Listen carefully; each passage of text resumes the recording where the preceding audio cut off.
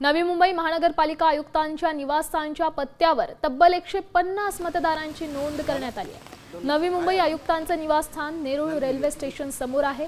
याआधी महापालिका सार्वजनिक शौचालय मतदारांची नोंद आढळली आहे। दरम्यान या सगळ्या संदर्भात अधिक माहिती देत आहेत आमचे प्रतिनिधी विकास मिरगणे। राज्यात मतदार यादीवरून सध्या राजकारण तापलेलं दिसून येत आहे। निवडणूक आयोगाच्या मतदार यादीवर जे आहेत आक्षेप मोठ्या प्रमाणात नोंदवताना दिसून येत आहे। मी आहे नवी मुंबई महानगरपालिकेच्या कार्यक्षेत्रामध्ये। आपण पाहू शकता नवी मुंबई महानगरपालिकेचा आयुक्त निवास आहे। डॉक्टर कैलास शिंदे जे आहेत नवी मुंबई महानगरपालिकेचे आयुक्त आहे। याच निवासस्थानी जे आहेत मतदारांची नावं नोंदवले।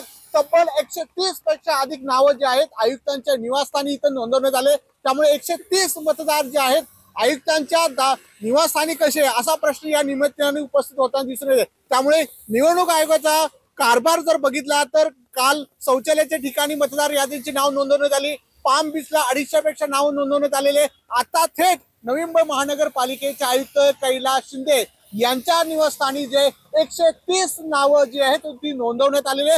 Nerul railway station, petrol pump, आयुक्त निवास, बेलापूर विधानसभेतल्या यादी भाग क्रमांक 300 वर 130 मतदारांची नोंदणी आहे। हेच ते आयुक्त निवास नवी मुंबई महानगरपालिका आयुक्तांचं।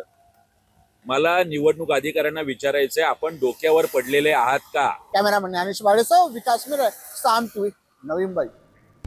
आता isakal.com आहे देशातील नंबर 1 ची मराठी न्यूज वेबसाईट।